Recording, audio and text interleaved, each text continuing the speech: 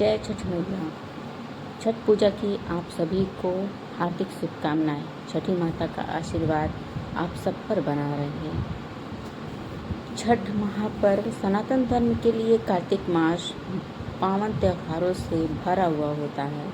21 अक्टूबर को कृष्ण पक्ष की अमावस्या तिथि की समाप्ति के उपरांत ही शुक्ल पक्ष यानी मंगलवार को सायंकाल से ही शुरू हो रहा है। इसके साथ ही घर घर में लोक आस्था का महापर्व छठ पूजा की तैयारियां जोर शोर से शुरू हो जाती हैं। यह पर्व सूर्यदेव और छठी मैया की उपासना का अनूठा उत्सव है, जो प्रकृति और आस्था का संगम है। वैदिक पंचांग के अनुसार 2025 में छठ पूजा 25 अक्टूबर से शुरू होगी और 28 अक्टूबर तक चलेगी। 4 दिनों तक चलने वाला यह महापर्व खाए नहाए से शुरू होकर उदयगामी सूर्य को अर्घ्य देने के साथ ही समाप्त होगा, जो कि यह त्यौहार बिहार और उत्तर प्रदेश, झारखंड, नेपाल आदि जगहों पर बहुत ही हर्षोल्लास के साथ मनाया जाता है। तो आइए जानते हैं छठ पूजा की तारीख, तिथि, महत्व और विस्तार। पंचांग के अनुसार छठ पूजा 2025 अक्टूबर को नहाय खाए से शुरू होगी। दूसरा दिन 25 अक्टूबर को, 26 अक्टूबर को खरना होगा। तीसरे दिन 27 अक्टूबर को अस्तगामी सूर्य को जल अर्घ्य दिया जाएगा। अंतिम दिन 28 अक्टूबर को उदयगामी सूर्य को अर्घ्य देकर व्रत का समापन होगा।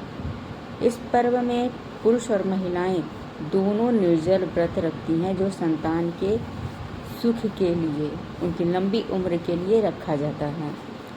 तो पहला दिन नहाए खाए जो 25 अक्टूबर को होगा। इस दिन व्रती सूर्योदय से पहले स्नान करते हैं। विशेषकर गंगा नदी या पवित्र नदी में घर की साफ सफाई के बाद चना दाल, कद्दू की सब्जी और चावल का प्रसाद बनाया जाता है। यह शुद्ध शाकाहारी भोजन व्रती और परिवार के सभी सदस्य करते हैं। स्कंद पुराण के अनुसार इस दिन से ही छठ मैया की कृपा मिलना शुरू हो जाता है। दूसरा दिन खरना यानी 26 अक्टूबर। खरना पर व्रती महिलाएं लकड़ी के चूल्हे पर गुड़ की खीर और रोटी बनाती हैं। इस प्रसाद को ग्रहण करने के बाद 36 घंटे का निर्जल व्रत शुरू हो जाता है।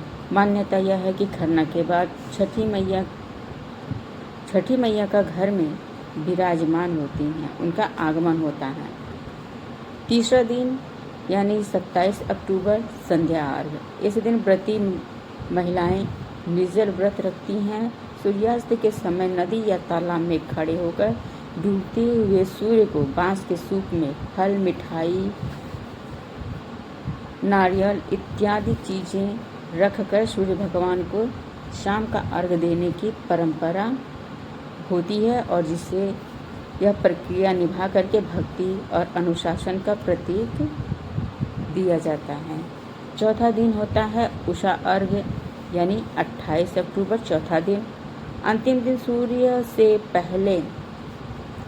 से पहले नदी के किनारे उदयगामी सूर्य को अर्घ्य दिया जाता है। 7 या 11 बार परिक्रमा के बाद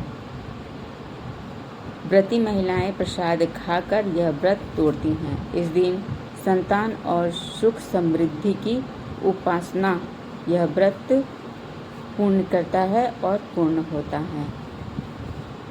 इसी के साथ सूर्य भगवान को जल देने के साथ, अर्घ्य देने के साथ ही छठ महापर्व का समापन होता है। इसके बाद छठ मैया का आशीर्वाद लेकर के व्रती महिलाएं अपने घर को जाती हैं। छठ पूजा सूर्य भगवान की उपासना का प्रतीक है, जो जीवन में शक्ति और ऊर्जा का स्रोत माना गया है। तो इसी के साथ छठ मैया का आशीर्वाद आप सब पर बना रहे। छठ मैया की कृपा आप सब पर मिलती रहे। हमारे देश, समाज, हम सभी पर। जय छठ मैया।